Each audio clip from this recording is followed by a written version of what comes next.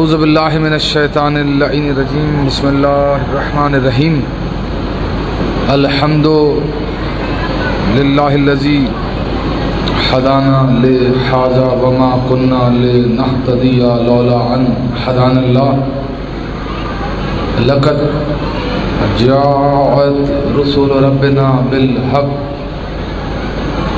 والصلاة والسلام علی رسول الثقلین محبوب رب المغربین والمشرقین جد الحسن والحسین سیدنا و مولانا ابی القاسم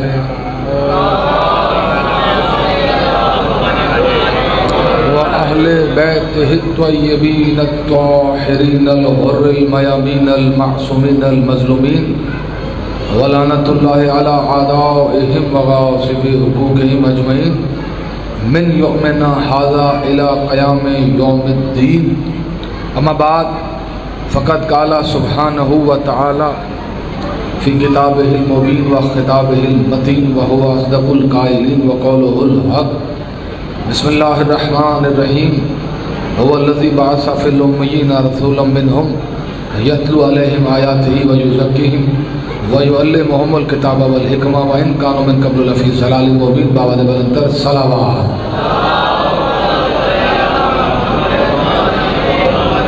حضران گرامی قدر صاحبان فہم الزکا موالیان حیدر کرار سرمستان ولایت امیر المومنین سلسلہ گفتگو آج اپنے تیسرے مرحلے میں داخل ہو گیا اور گزشتہ دو مجالس میں یہی کوشش رہی کہ اس آیت سے متعلق چند معروضات آپ کی شاداب اور بیدار سماعتوں کی نظر کی جائیں۔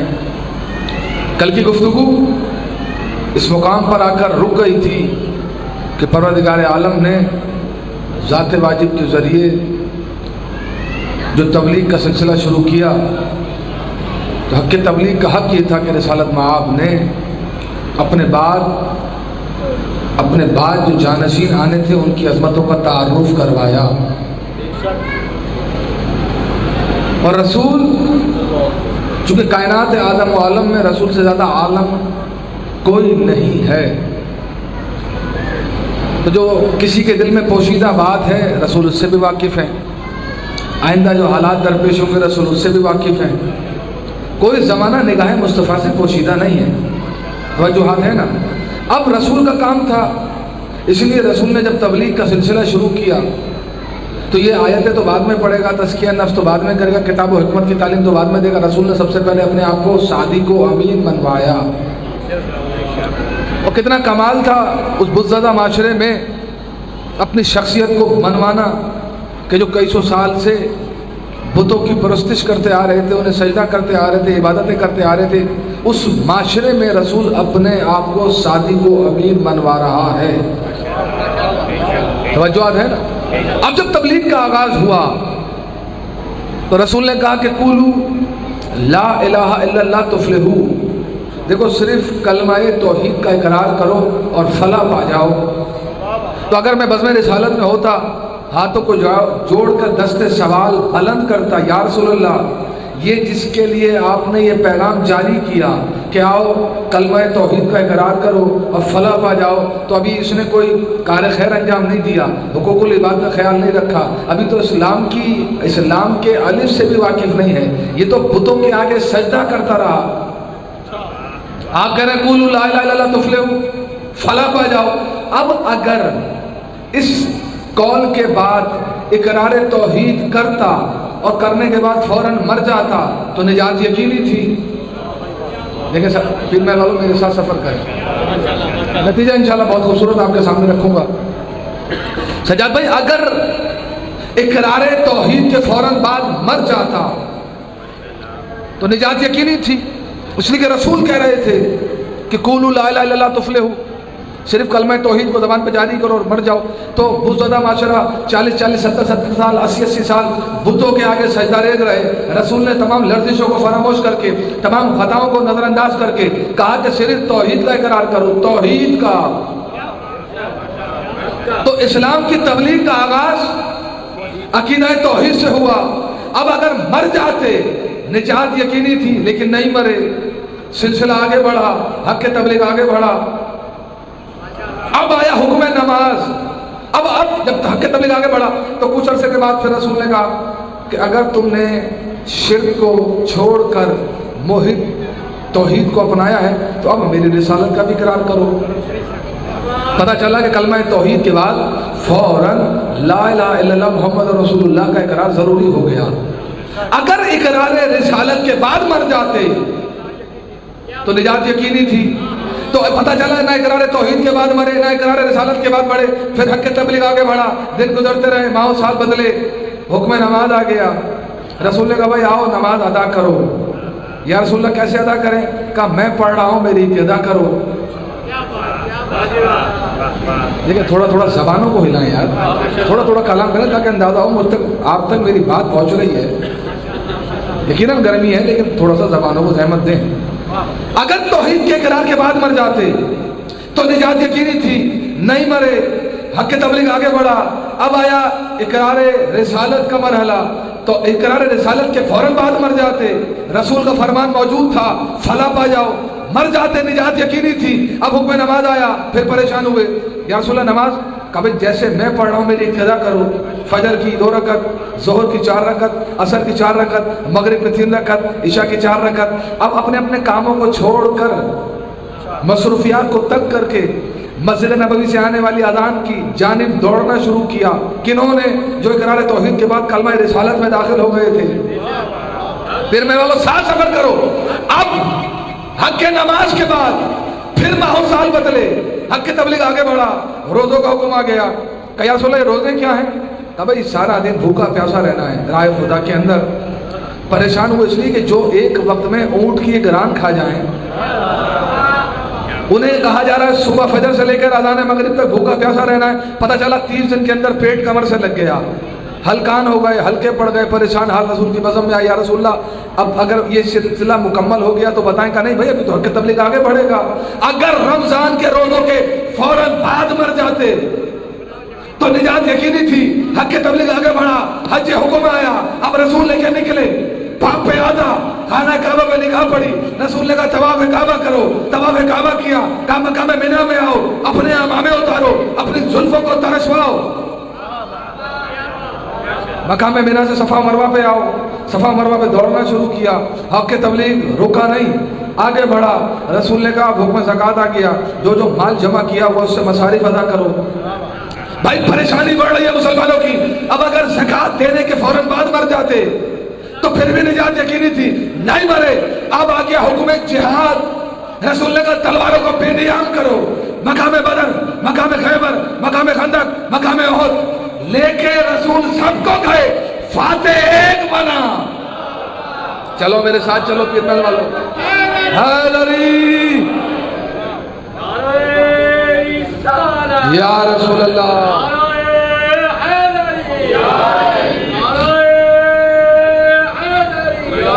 अली अली सलावत।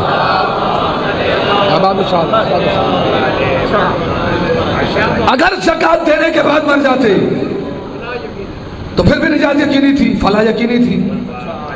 आ गया हुक्म जिहाद का मरहला। अब जब हुक्म जिहाद का मरहला आया, रसूल ने कहा तलवार को बेनियाम करवाओ मैदान अमल में। 313 मुसलमान बदर में, तादाद बढ़ती गई उहद में, फिर तादाद बढ़ी खैबर में, फिर तादाद बढ़ी खंदक में, लेके सबको गए, फातेह एक ही बना। फातेह एक ही करार पाया। अब अगर हुक्म जिहाद के फौरन बाद मर जाते, जंग बदर में मर जाते, जंग उहद में मर जाते, जंग खैबर में, खंदक में, निजात यकीनी थी। लेकिन बड़े बड़े बड़े मौजूद थे, न तलवारों से जख्म खा के मरे, न मौसमी तगय्युरात से मरे। भाई जुमला तब्दील कर दूं, बड़े मनहूस थे। रसूल मौके देता रहा, नहीं मरे। अब मरहला आया कि मक्के से हज अदा करके वापसी हो रही थी मदीने। आयत उतरी कल्बे मुस्तफा पर, या अय्युहा रसूलो बल्लिग,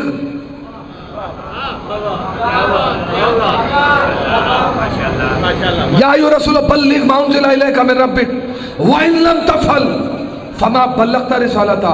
ए रसूल इस मकाम पर रुक कर उस अमर अजीम को पहुंचा اگر تو نے وہ امر عظیم نہ پہنچایا تو نے کار رسالت انجام نہ دیا۔ اب رسول نے کہا بھائی عمل تبلیغ آ گیا، صحابہ کبار کو جمع کیا اور کرنے کے بعد رسول نے میدان میں طائرانہ نظر ڈالی کہ جتنی بھی جھاڑ جھنکاڑ کیکر کے درخت ہیں، کیکٹس کے درخت ہیں، سب کو صاف کرو، ہٹاؤ۔ تو میں کہوں یا رسول اللہ اس چٹیل میدان میں بیابان میں اگر کہیں کوئی سایہ ہے تو رہنے دیجئے، اتنی شدید گرمی ہے کہ اوپر سے سورج کی تپش آ رہی، نیچے سے زمین جھلسا رہی ہے۔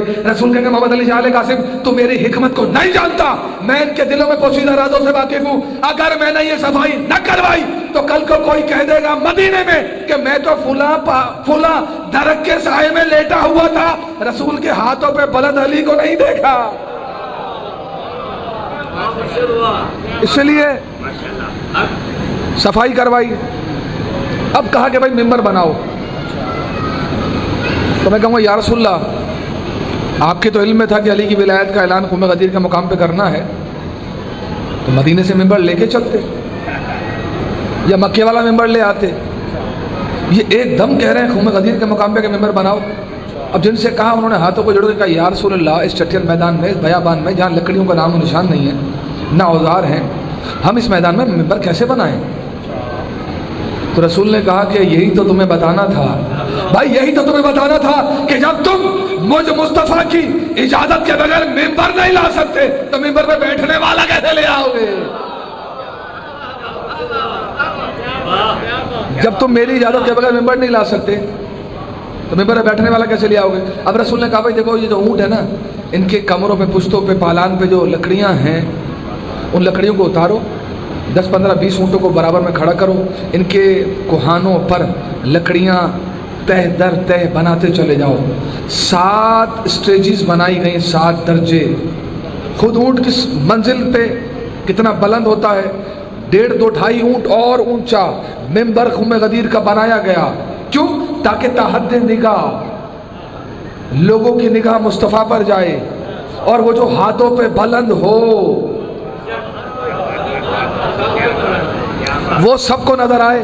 اب چونکہ ممبر بنا، ولایت کا ممبر بنا، اور یہ عجیب ممبر ہے سجاد صاحب، جہاں بنا وہاں ٹوٹا بھی، توڑوایا بھی۔ میں کہوں یا رسول اللہ مدینے کا ممبر رہنے دیا، مکے کا ممبر رہنے دیا، یہ غدیر کا ممبر بنوایا بھی، توڑوایا بھی۔ بھائی مدینے کے ممبر کی طرح رہنے دیتے، مکے کی ممبر کی طرح رہنے دیتے تو رسول کہیں گے بھائی وہ تھا عام ممبر، جس کا دل چاہے آ کر ممبر رسول پہ بیٹھ جائے، لیکن اسلام والوں یاد رکھو یہ ہے غدیری ممبر، ولایت کا ممبر، اس پہ یا میں آؤں گا یا علی آئے گا۔ صلوات پڑھ دینا عظمت مصطفیٰ پر۔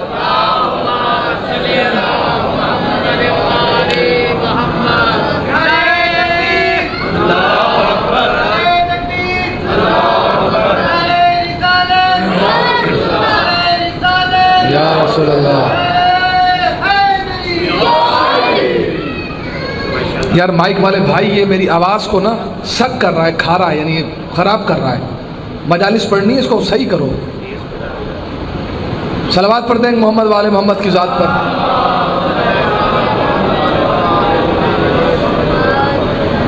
لوگوں کو تو نہیں پتا ہوتا نا کہ ہمیں کس طرح کے مسائل کا سامنا ہے۔ ممبر جب تک مائک ٹھیک نہیں ہوگا نہیں پڑھ سکتے، گلا کھینچ رہا ہے، یہ خراب کر رہا ہے، یا تو مائک تبدیل کرو یا اس کو وہاں سے ٹھیک کرو۔ صلوات پڑھ دیں گے محمد والے محمد کی ذات پر۔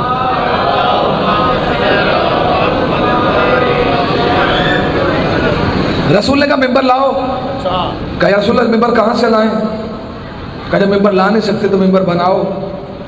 ممبر بنایا گیا، غدیری ممبر بنوا کے فوراً توڑوایا گیا تاکہ اندازہ ہو جائے کہ یہ غدیری ممبر۔ اب کیا ہوا کہ جب رسول علی کو لے کر ممبر غدیر پہ سوار ہونے لگے تو بہت سارے خواہش مند لوگ بھی رسول کے ساتھ ساتھ ممبر غدیر کے قریب آئے۔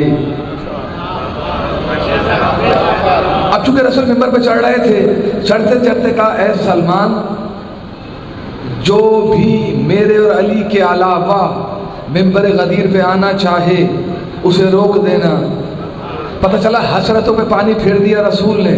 میں کہوں گا یا رسول اللہ اگر کوئی لمحے بھر کے لیے آنا چاہ رہا تھا تو آنے دیتے. بھائی یہاں پہ بھی ہوگا نا، جب باہر جلوسوں میں تقاریر ہوں گی تو سجاد صاحب یا کمیٹی ممبران اگر اسٹیج پہ کھڑے ہوتے ہیں تو 2 افراد 3 افراد بلا وجہ آ کے اسٹیج کے آس پاس کھڑے ہو جاتے ہیں تاکہ تصویروں میں ویڈیوز میں آ جائیں. تو رسول نے کہا کہ نہیں، سلمان اگر کوئی بھی آنا چاہے اسے روک دینا. میں کہوں یا رسول اللہ اتنی احتیاط؟ رسول کہیں گے محمد علی شاہ گستاخ نہ بن، تو نہیں جانتا اگر ان میں سے کوئی ایک بھی لمحے بھر کے لیے ولایت کے ممبر پر آ گیا کل کو دعوے دار بن جائے گا. میں بھی تو رسول کے ساتھ ممبر غدیر پر چڑھا تھا.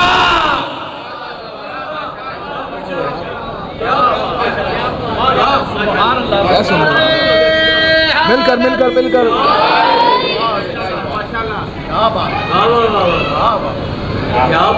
کہا کوئی اور نہیں آئے گا ممبر غدیر پر میرے علاوہ، علی کے علاوہ کوئی اور ممبر غدیر پہ سوار نہیں ہوگا. تو ممبر غدیر بنا، ممبر غدیر ٹوٹا، فوراً بنوا کے توڑوایا رسول نے. تو پتہ چلا کہ اگر توحید کے فوراً اقرار کے بعد مر جاتے نجات یقینی تھی. نہیں مرے، اقرار توحید کے بعد اقرار رسالت ہوا. اگر مر جاتے نجات یقینی تھی. اقرار رسالت کے فوراً بعد نمازوں کا حکم آیا.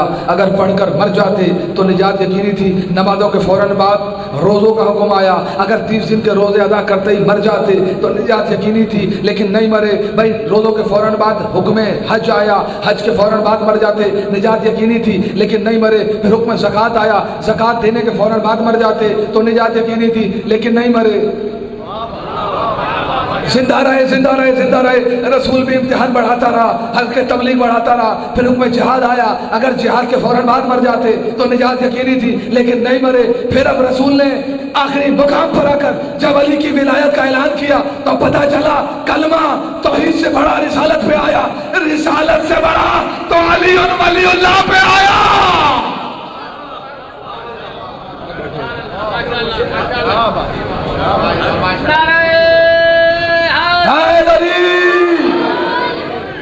کلمہ توحید سے چلا، رسالت پر آیا.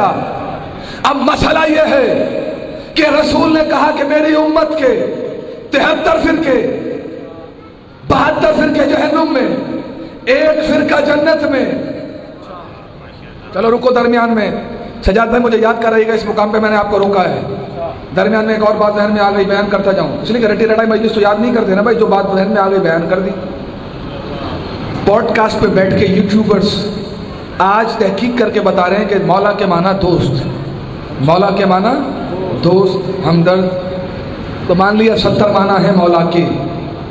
تو تمہیں 1450 سال کے بعد تحقیق کر کے پتہ چل گیا مولا کے معنی دوست. لیکن میں کیا کروں کہ جب رسول نے علی کی ولایت کا اعلان کیا تو صحابہ کبار میں سے رضوان اللہ تعالیٰ علیہ میں سے سب سے پہلے آ کے جس نے مبارکباد دی وہ تھے عالم اسلام کے جلیل القدر صحابی رسول حضرت عمر ابن خطاب. انہوں نے آ کے کیا کہا؟ بخن یبن ابی طالب، اے ابو طالب کے بیٹے، آپ مجھ سمیت کل مومنین مومنات کے مولا حاکم بنا دیے گئے. مولا اور حاکم بنا دیے گئے.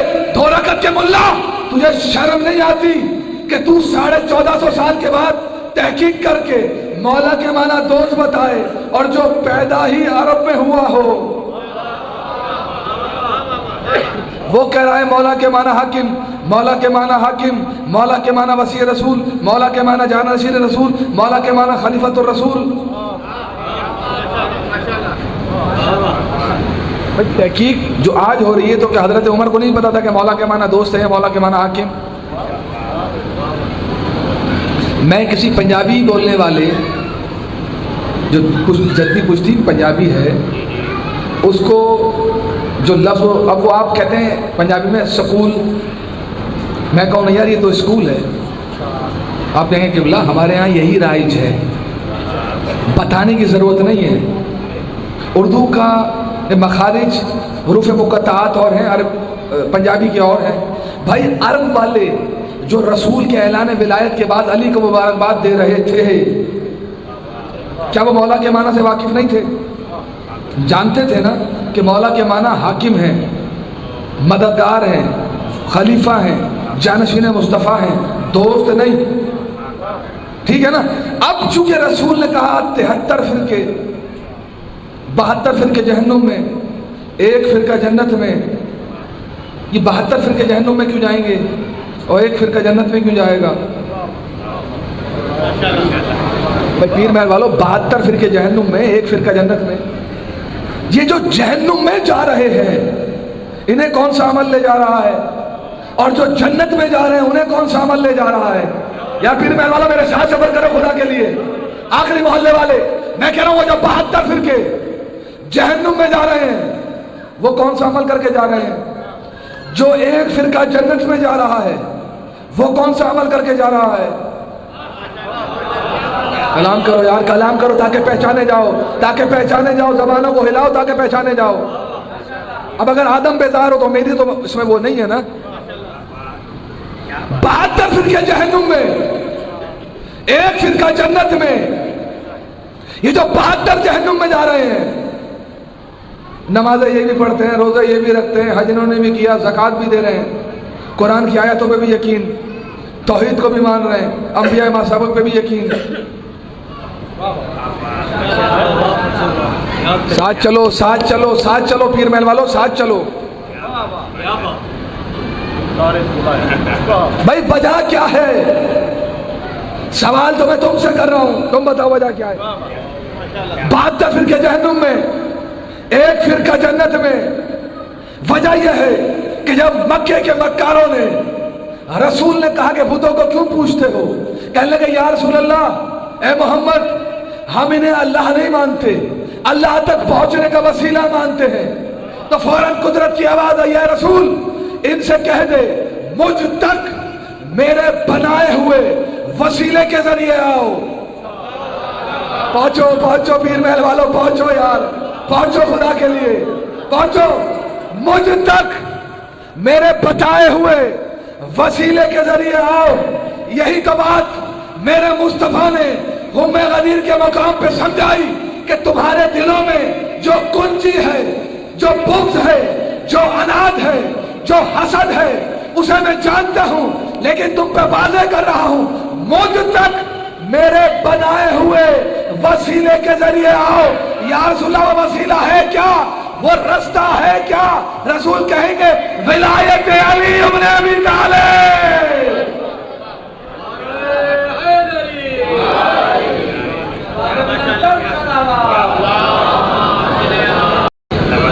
مجھ تک میرے بنائے ہوئے وسیلے کے ذریعے آؤ۔ تو جو اور ہر فرقے کو حق ہے کہ اپنی صداقت کو ظاہر کرے۔ ہمیں حق نہیں ہے کہ ہم کسی پہ کفر کا فتویٰ لگائیں یا کسی پر شرک کا فتویٰ لگائیں، لیکن ہمیں حق ہے کہ ہم اپنے مذہب کی حقانیت، صداقت کو تو ثابت کریں۔ صلوات پڑھتے ہیں محمد والے۔ حضور ہر فرقے کو، ہر مسلک کو حق ہے، مولا آپ کو سلامت رکھے، بھیا یہ مائک جب میں آؤں جب لگائیں، اس کو ویسے ہٹا دیے گا، پورا میرا کام جب گلے کا اتر گیا تو میں آپ کو بہرحال مولا آپ کو خوش رکھے۔ ہر فرقے کو، ہر مسلک کو حق ہے کہ اپنی صداقت کو ظاہر کرے، لیکن میں کیا کروں؟ میرے مصطفیٰ نے کہا کہ کائنات کی ہر لرزش معاف ہو جائے گی، کائنات کی ہر خطا معاف ہو جائے گی۔ اگر معاف نہیں ہوگا تو وہ گناہ کہ جو ترک ولایت علی بن ابی طالب کرے گا۔ بھائی بڑی پاور ہے، بڑی اسٹرینتھ ہے، بڑی قوت ہے علی کی ولایت میں۔ پیر محل والوں جملہ سن لو، جو 72 فرقے جہنم میں گئے، اس لیے جملہ کہہ رہا ہوں خدا کے لیے، جملے کو قبول کر لینا اگر تمہارا ظرف اس قابل ہو۔ توحید تنہا کافی نہیں ہے ہدایت کے لیے۔ سجاد صاحب میں ہدیہ کر رہا ہوں جملہ آپ کو، رسالت تنہا کافی نہیں ہے ہدایت کے لیے۔ جملہ آگے بڑھاؤں، قرآن تنہا کافی نہیں ہے ہدایت کے لیے۔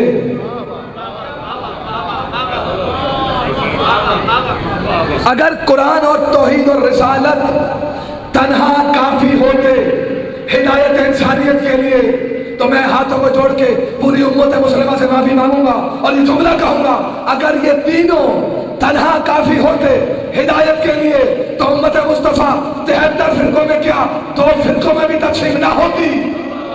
یا علی یا علی یا علی، یہ 73 فرقوں میں تقسیم ہونا بتا رہا ہے کہ یہ تینوں ہدایت کے لیے کافی نہیں، اب جنہوں نے بھی ان 3 سے ہدایت لی، علی علی علی علی علی، وہ گمراہ ہوئے، صراط مستقیم سے ہٹ گئے۔ یا علی یا علی یا علی۔ دیکھیں آپ سورہ الحم پڑھتے ہیں نا، نماز اس کے بغیر ہے ہی نہیں۔ سوال ہے میرا رسول نماز میں کیا پڑھتا ہے؟ بھائی علی المرتضیٰ نماز میں کیا پڑھتے تھے؟ آپ کہیں گے اگر سورہ الحم پڑھتے تھے تو بھائی سورہ الحم تو دعا ہے، بسم اللہ الرحمن الرحیم الحمدللہ رب العالمین مالک یوم الدین ایاک نعبد و ایاک نستعین۔ بھائی الحمدللہ رب العالمین الرحمن الرحیم مالک یوم الدین ایاک نعبد و ایاک نستعین اہدنا الصراط المستقیم۔ اس پوائنٹ پر آ کر پوری امت مسلمہ کہتی ہے مالک ہمیں صراط مستقیم دکھا، لیکن ہم ولایت کے پروانے کہتے ہیں صراط مستقیم پہ قائم رکھ۔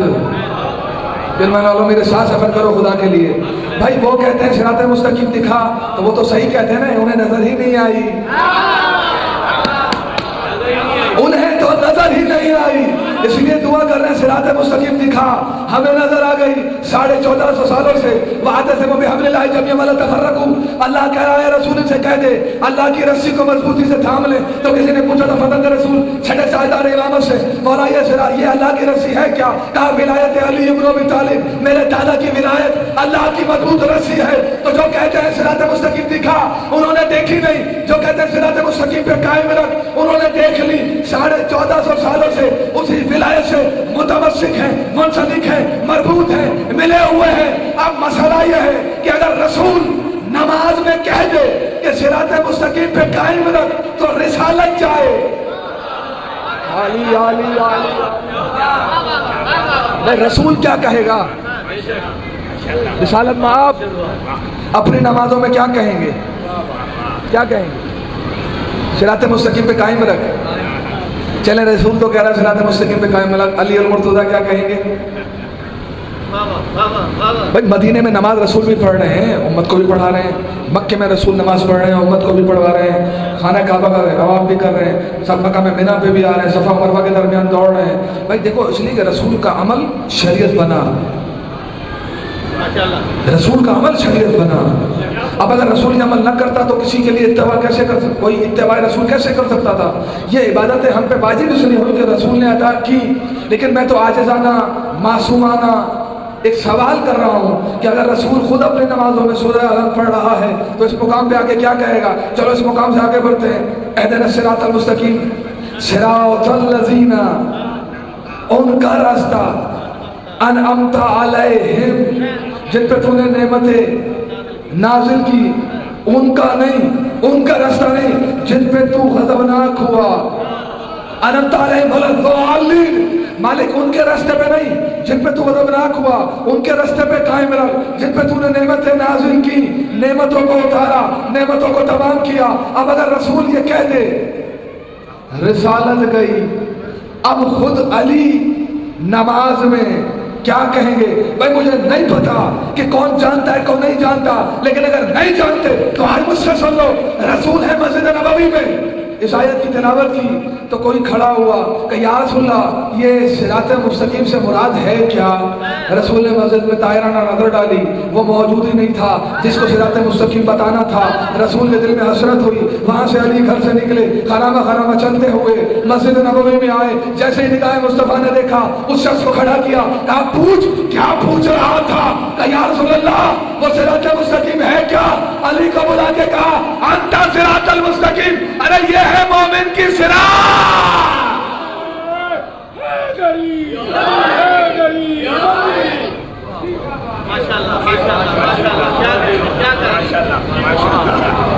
تو اب اگر علی نماز میں یہ کہہ دیں مالک مجھے میرے ہی صراط مستقیم پہ قائم رکھ، کیا کہہ دیں؟ بھائی ابس ہے نا پیر محل والوں، یہ ابس ہے کہ علی کہیں مجھے میری صراط مستقیم پہ قائم رکھ.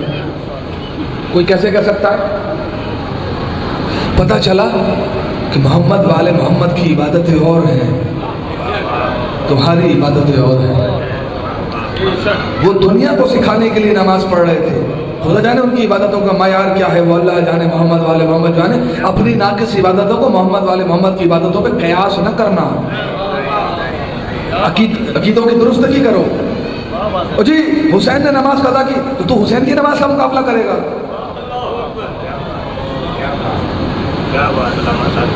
توحید کی بقا کی ضمانت تھی 14 کا سجدہ،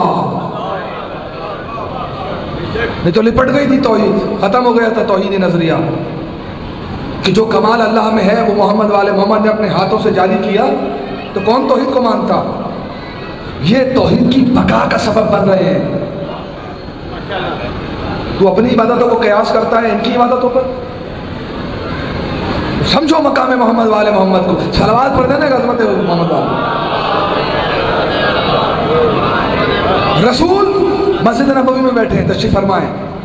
ایسے میں ایک صحابی دوڑتا ہوا مسجد نبوی میں ہکا بکا ششتر حیران و پریشان داخل ہوا. اب اس کی کیفیت کو دیکھ کر اور لوگ بھی گھبرا گئے. جیسے کل معمولی واقعہ ہوا، ایک بچے کا ہاتھ پنکھے میں آ گیا، پروردگار اسے شفا کاملہ عطا کرے، تو ظاہر اس کی ماں، اس کی بہن یا اس کی دادی جو بھی پاس کھڑی تھی وہ پریشان ہو گئی، رونا پیٹنے لگی. پورا مجمع متوجہ ہو گیا اس طرف. ہوا تو یہی ثانیہ ہوا مسجد نبوی میں کہ جب وہ بھاگتا ہوا صحابی آیا سجاد صاحب تو پریشانی ہو گئی سب کو. سب اچک کے اٹھ کے باہر دیکھنے لگے. وہ دوڑتا ہوا ہے، رسول بھاگ گئے. رسول نے کہا کیا بات ہے، کیا مسئلہ ہے، کیوں پریشان ہے؟ کہ یا رسول اللہ ابھی اتنا طویل القامت جن مدینے میں داخل ہو گیا اور عجیب کیفیت ہے کہ اس کے ہاتھ سیحانی خرمے کے پتوں سے بندھے ہوئے ہیں، چہرے سے اس کے زخم جو ہے اس سے گندگی غلاظت پیپ ٹپک رہی ہے اور وہ مسجد نبوی کی سمت آ رہا ہے. اب جتنے بہادر جری شجاعان عرب وہاں بیٹھے ہوئے تھے سب کا پتا پانی ہو گیا کہ جن مسجد نبوی کی طرف آ رہا ہے. رسول خاموش. 2-4 دن اٹھنا چاہا، رسول نے بٹھا دیا. بھائی بیٹھو، جب رسالت بیٹھی ہوئی ہے تو تم کیوں اٹھ رہے ہو؟ اب وہ جن جس کا قد 30 گز سمجھتے ہو اگر اس کو کھڑا کیا جائے کتنا بلند ہوگا، لیکن جیسے وہ مسجد نبوی کے صدر دروازے پر پہنچا، چونکہ جن کی خاصیت ہے کہ وہ اپنے آپ کو ہر حیت میں، ہر کیفیت میں، ہر سائز میں ڈھال لیتا ہے، اس کا قد سمٹنے لگا اور وہ اتنا چھوٹا ہو گیا کہ مسجد نبوی کے دروازے سے جس صورت میں آج مسجد نبوی اس زمانے میں ایسی نہیں تھی، دروازہ چھوٹا تھا، اپنے آپ کو سمیٹ کر ایک عام عرب کے سائز میں مسجد نبوی میں آیا. رسول کے پاس آ کر بیٹھ گیا، بیٹھا رونے لگا. رسول نے کہا روتا کیوں ہے؟ کہا حضور زخم دیکھ رہے ہیں، ہاتھ خرمے کے پتوں سے بندھے ہوئے ہیں. کہا یہ کیفیت کیوں ہوئی، کس سبب سے ہوئی؟ کہنے لگا یا رسول اللہ وجود آدم سے ہزاروں برس پہلے اللہ نے مجھے خلق کیا، میری قوم کو خلق کیا، اور میں اتنا سرکش تھا کہ اپنی قوم میں لوگوں سے لڑتا جھگڑتا، کسی کو مارتا، کسی کو پیٹتا، کسی کو قتل کرتا. ایک دن میں سر راہ بیٹھا ہوا تھا کہ ایک حسین و جمیل جوان اس مقام سے گزر رہا تھا کہ اس کے حسن کو دیکھ کر میرے دل میں اس سے متعلق حسد، آتش حسد کا شعلہ بھڑکا. میں اٹھا اس جوان کے پیچھے پیچھے چلنے لگا. چلتے چلتے میں نے اس کی خوبصورت زلفوں میں ہاتھ ڈالا. جیسے ہی ہاتھ کا ڈالنا تھا اس جوان نے پلٹ کر میرے منہ پہ تماچا رسید کیا. تماچا لگنا تھا، میں بے ہوش ہوا. جب مجھے ہوش آیا میری قوم کے گرد لوگ تھے، میرے قوم کے لوگ میرے گرد جمع تھے، مجھے حصار میں لیے ہوئے تھے، میرے ہاتھ سیحانی خرموں کے پتوں سے بندھے ہوئے تھے. میری قوم والے مجھے اٹھا کے لے آئے. جتنے جن میری قوم میں موجود تھے سب نے باری باری آگے اپنی طاقت آزما لی، لیکن ان پتوں سے میرے ہاتھوں کو کھول نہ سکے. سب نے کوشش کی میرا زخم ٹھیک ہو جائے، لیکن میرا زخم بھی ٹھیک نہ ہوا. دن پہ دن گزرتے رہے. ایک آواز فضاؤں میں گونجی، انی خالق البشر من الطین، اللہ طین سے بشر بنانے والا ہے. انی جاعل فی الارض خلیفہ، زمین پر اس کو خلیفہ بنا کر بھیجے گا. میں اور میری قوم شادمان شاداب ہوئے کہ اب اگر وہ آ رہا ہے اس سے مدد طلب کریں گے. جیسے ہی آدم آئے میں نے آگے کہا آدم تو پہلا خلیفہ رسول ہے، کیا مجھے اس عذاب سے نجات دے گا؟ آدم نے پوری پوری خلافت کا زور لگایا لیکن میرے ہاتھوں کو نہ کھول سکا. زخم ٹھیک کرنا چاہا, زخم بھی ٹھیک نہ ہوا. دن پہ دن گزرتے رہے. نوح نجی اللہ آئے, پوری کائنات غرق ہو گئی. میں نے کہا نوح اتنا عظیم نبی ہے تو, تیری کشتی جسے طوفان نے کوئی ضرر نہ پہنچایا, یقیناً تو اللہ کا برگزیدہ نبی ہے, 900 سال تک اپنی قوم میں رہا, کیا تو میرے ہاتھوں کو ان پتوں سے آزاد کر دے گا؟ نوح نے پورا نجابت کا زور لگایا لیکن پتے کھلنے تھے نہ کھلے. بھائی دن پہ دن گزرتے رہے. ابراہیم کا زمانہ آیا, میں نے دیکھا کہ کس طرح سے نمرود والوں نے ابراہیم کو جنی کو ڈال کر آگ میں پھینکا. میں نے آدم کی طاقت کو, ابراہیم کی طاقت کو دیکھا. جب آگ ٹھنڈی ہوئی ابراہیم باہر آئے. میں نے کہا ابراہیم خلیل اللہ, تو اللہ کا دوست ہے, میرے زخم کو ٹھیک کر دے, میرے ہاتھوں کو آزاد کر دے. آدم نے پوری خلاق کا زور لگایا, نہ ہاتھ آزاد ہوئے نہ زخم ٹھیک ہوا. دن پہ دن گزرتے رہے. موسیٰ کا زمانہ آیا, کوہ طور پہ تجلی چمکی, 70 جل گئے. موسیٰ بے ہوش ہو گئے. جب کوہ طور سے موسیٰ اترے, میں آیا, اے موسیٰ میرے ہاتھوں کو آزاد کر دے, میرے زخم کو ٹھیک کر دے. موسیٰ عاجز آئے. دن پہ دن گزرتے رہے. عیسیٰ کا زمانہ آیا, مبلوسوں کو ٹھیک کر رہا ہے, اندھوں کو بینائی دے رہا ہے, مردوں کو زندہ کر رہا ہے. میں نے کہا عیسیٰ اتنا کمال تجھ میں, میرے ہاتھوں کو آزاد کر, میرے زخم کو ٹھیک کر. ارے روح اللہ بھی عاجز آ گئے. یا رسول اللہ دن پہ دن گزرتے رہے. ایک دن منادی ہوئی کہ ایک کائنات کا سب سے بڑا رسول دنیا میں آ رہا ہے, دنیا میں آ رہا ہے, دنیا میں آ رہا ہے, دنیا میں آ رہا ہے, دنیا میں آ رہا ہے, دنیا میں آ رہا ہے. اچھا رسول دنیا میں آ رہا ہے. اب آؤ اس کے پاس. اب میں آپ کی مدد میں آ گیا. رسول میری مدد کیجئے. رسول خاموش, کوئی جواب نہیں دیتے. تو اب جتنے بھی شجاعان عرب بیٹھے تھے جو جن کا اعلان سن کے بھاگ رہے تھے, انہوں نے تلواروں کو بے نیام کیا کہ یا رسول اللہ یہ بھی کوئی بات ہوئی, سیانی خرموں کے پتوں سے بندھے ہوئے ہاتھ ہیں, ہم ابھی کھول لیتے ہیں. تو وہ تلواریں جو کسی دشمن کے سامنے تو نہ نکلی, لیکن ان تلواروں کو بے نیام کر کے خرامہ خرامہ چلتے ہوئے جن کے قریب آئے اور جن کے ہاتھوں کو رکھ کر زمین پر اپنی اپنی تلواروں سے اس کو کاٹنا شروع کیا. تاریخ نے لکھا تلواریں کنگ ہو گئیں. وہ پتے کھلنے تھے نہ کھلے. خاموش, وہ سب کے سب خاموش, اور ایسے خاموش جیسے آپ خاموش. جیسے آپ خاموش ہیں نا, ایسے ہی بزم نبوت میں بیٹھنے والے خاموش تھے. یہی پریشانی رسول کو تھی کہ یہ بولتے کیوں نہیں. تو مجھے بھی پریشانی ہے کہ پیر محل والے بولتے کیوں نہیں.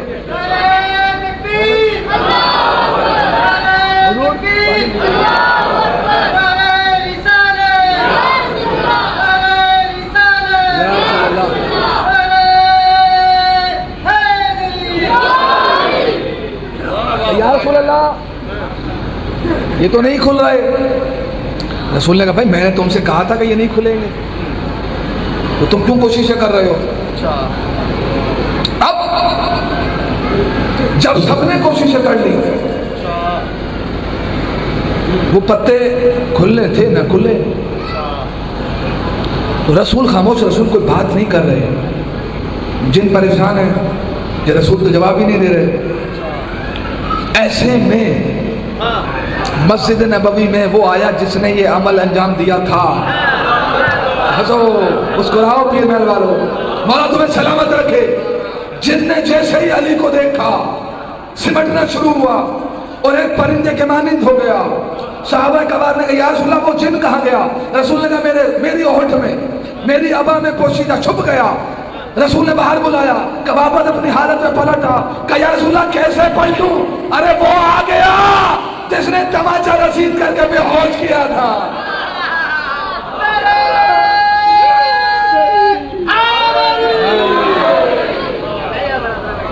یا رسول اللہ وہ آ گیا جس نے تماچا رسید کر کے بے ہوش کیا تھا.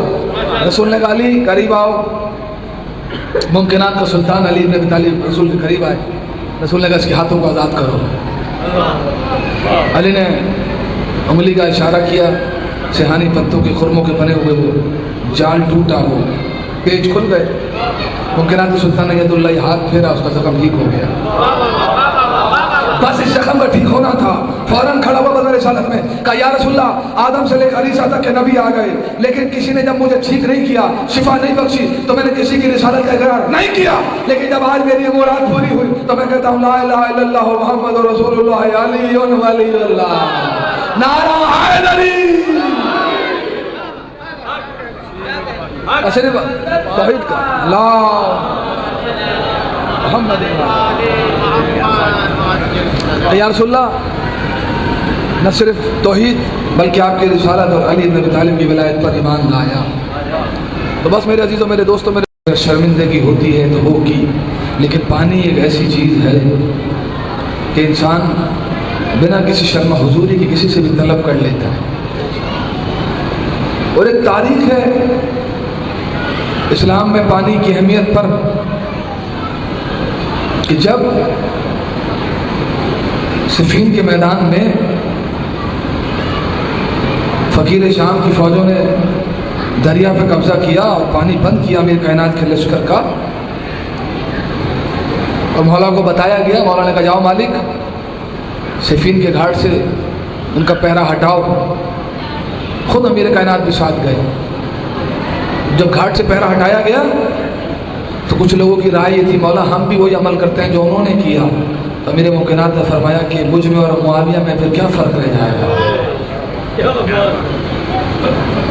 مجھ میں اور شام والوں میں فرق کیا رہ جائے گا، اس لیے کہ نگاہ علی یہ جانتی تھی کہ اسی معاویہ کا بیٹا یزید ہوگا جو میرے حسین پر پانی بند کرے گا،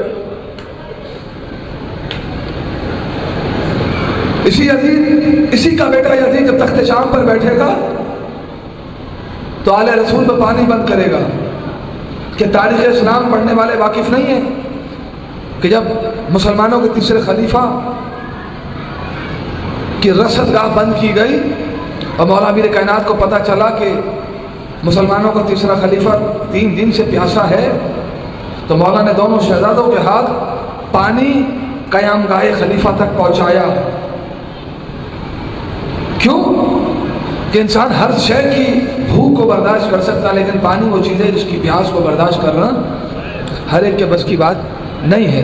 عزیزانو یہی مرحلہ آیا نا کہ جب امام حسین کا قافلہ عازم سفر کربلا تھا اور کربلا سے کچھ فاصلہ پہلے مولا کے لشکر والوں نے دیکھا کہ وہ حر جو تعقب حسین میں کربلا تک آ گیا تھا، اس کی فوج قریب مرگ ہے، لب دم ہے، پیاس سے حلقوم میں کانٹے پڑ گئے، زبانیں باہر ہیں، جانور مرنے کی قدار پر ہیں۔ امام حسین نے جب نگاہ دوڑائی کہا عباس اس کو روکو، انہیں روکا گیا، کہا عباس جتنا پانی لشکر میں موجود ہے اس سے فوج یزید کو سیراب کرو۔ جب فوج یزید کے ایک سپاہی نے پانی پی لیا، امام نے خود مشکیزہ اٹھایا اور ایک شامی فوجی کے پاس آ کر علی کا بیٹا پوچھتا ہے اے فوجی کیا تجھے پیاس تو نہیں ہے، تجھے اور پانی تو درکار نہیں ہے؟ میں ہاتھوں کو جوڑ کے کہوں گا مولا عباس نے پانی پلا دیا تھا، ان فوجیوں کو پانی کی طلب نہیں ہے۔ آقا حسین نے سنت رسول کو زندہ کرتے ہوئے ایک فوجی سے خود پوچھا، اب جب فوجیوں کو پانی پلا دیا گیا، مولا نے کہا کہ جانوروں کو سیراب کرو، ایک جانور کو سیراب کیا گیا۔ تو امام حسین کوئی دریا کے قریب تھے، پانی کی فراوانی تھی، خدا کی قسم خود اتنا پانی بھی نہ تھا کہ اگر لشکر کو کچھ دن پانی نہ ملے تو پانی کا بندوبست کہاں سے ہو۔ بس وہی حر جب امام حسین کو گھیر کر کربلا میں لے آیا اور 2 محرم سے 7 محرم تک نہر فرات سے خیمے ہٹائے گئے اور 7 محرم سے 10 محرم تک خیام حسینی میں پانی کی قلت ہوئی، 9 محرم کی رات حر اپنے خیمے میں ٹہل رہا ہے، بے چینی کا عالم ہے، اضطراب کی کیفیت ہے۔ عزاداروں پیر محل والوں خدا کے لیے کوشش کرنا تمہاری آنکھوں میں آنسو آ جائے، شاید یہی تمہاری نجات کے لیے کافی بن جائے۔ میرا کام مسائل پڑھنا ہے، رونا کام تمہارا ہے، بقیہ سے آنے والی بھی تمہارے چہروں کو دیکھ رہی ہے۔ بھائی جب حر نے یہ عالم دیکھا، تصور حر میں یہ بات آئی ہوگی کہ مولا میں ہی تو آپ کو گھیر کر کربلا تک لایا اور جو پانی آپ کے پاس تھا آپ نے مجھے، میرے لشکر کو، میرے گھوڑوں کو، میرے جانوروں کو سیراب کیا، لیکن آج کی رات آپ کے خیموں سے بچوں کی آوازیں آ رہی ہیں اعلیٰ تاج اعلیٰ تاج اعلیٰ تاج۔ عزادارو یہ کیفیت ہے، اس کیفیت میں حر کا غلام حجرے میں داخل ہوا، کیا دیکھا کہ حر کے چہرے پر ایک وحشت ہے، نگاہوں کو جھکائے ہوئے ہیں، کہ حر بھوک لگی ہے، پیاس لگی۔ حر نے جواب نہیں دیا، بھاگ گیا، دوڑا گیا دوسرے خیمے میں، حر کے بھائی کو اور بیٹے کو بلا کے لایا، کہا حر کی خبر لو، جیسے ہی بھائی حر کے خیمے میں آیا کہا حر تیری یہ کیفیت کیوں ہے؟ کیا تو حسین کی فوج سے شکست کے ڈر سے خوفزدہ ہے؟ کہا کہ بھائی تو نہیں جانتا یہ فرزند رسول ہے، اور اس کا احسان مجھ پہ یہ ہے کہ جب میں مر رہا تھا پیاس کی شدت سے اس نے اپنے مشکلوں کے منہ میری فوج میرے جانوروں کے لیے کھلوا دیے۔ اب تو جانتا ہے میری کیفیت کیوں ہے؟ حر نے اپنے بھائی اور بیٹے کا ہاتھ پکڑا، سواری میں بیٹھا، خیام حسینی کے سے کچھ پہلے گھوڑوں سے اترے اور ایک خیمے کی اوٹ میں آ کے کھڑے ہو گئے اور آ کر کہا بھائی ذرا ان خیموں کی آوازیں کو تو سن۔ جب دونوں نے آوازوں کو سنا، خیموں سے آوازیں آ رہی تھی، اللہ تاج اللہ تاج اللہ تاج، اماں میں بہت پیاسا ہوں، اماں میں بہت پیاسا ہوں۔ بس اللہ تعالیٰ یہ سننا تھا۔ بھائی نے کہا کیا چاہتا ہے؟ کہا میں چاہتا ہوں کہ صبح آسور حسین کے خیمے سے نکل کر فوج یزید کے ساتھ جنگ کروں۔ کہا پھر دیر کس بات کی ہے؟ عدداروں چاروں آئے امام حسین کی خدمت میں۔ حر کی حالت یہ ہے اپنے ہاتھوں کو باندھا ہوا ہے، گھوڑے سے گر کے حسین کی خدمت میں آیا۔ مولا نے کہا حر اپنی نگاہوں کو اٹھا۔ کہنے لگا مولا کیسے اٹھاؤں، میں آپ کا مجرم۔ العظمت للہ کہا مولا میں آپ کا مجرم، میں آپ کا مجرم۔ بس عدداروں دو جملے سن لو۔ کہا مولا میں آپ کا مجرم۔ عدداروں امام حسین نے حر کو معاف کیا، اپنے سینے سے لگایا۔ جانتے ہو جب یہ خوشخبری سیدانیوں کے خیمے میں پہنچی نا تو علی کی بیٹی نے فضا سے کہا اما فضا بھیا حر کو میرا سلام کہہ دینا۔ عدداروں بس یہ سلام کا پہنچنا تھا، حر نے اپنے ماتھے کو اپنے منہ کو پیٹنا شروع کیا۔ کہا کہ ہائے غربت آل رسول، آقا زادیہ غلام زادے کو سلام کہلوا رہی ہے۔ عدداروں صبح جنگ کا آغاز ہوا۔ حر نے کہا مولا سب سے پہلے میرا بیٹا جائے گا، پھر میرا بھائی جائے گا، میرا غلام جائے گا، میں جاؤں گا۔ بس آخری جملہ عدداروں بیٹے کو جنگ کے لیے آمادہ کیا، حالت جنگ میں بھیجا۔ بیٹا لڑتے لڑتے جب زین سے زمین پہ آنے لگا کہا آقا حسین میرا سلام، بابا حر میرا سلام۔ عدداروں زین پہ زمین پہ آتے ہوئے امام حسین سب سے پہلے حر کے بیٹے کے لاش پہ پہنچے۔ جب حر آیا کیا دیکھا؟ حسین کی آغوش میں بیٹے کا سر ہے۔ امام سے کہا مولا مجھ سے پہلے آپ بیٹے کی لاش پر آ گئے۔ امام نے کہا نانا کی شریعت میں بیٹے کی لاش کو باپ نہیں اٹھاتا، میں کہوں گا مولا جب علی اکبر زین سے زمین پر آیا ہوگا نانا کی شریعت تبدیل ہو گئی ہوگی۔ بس عالم ماتم حسین۔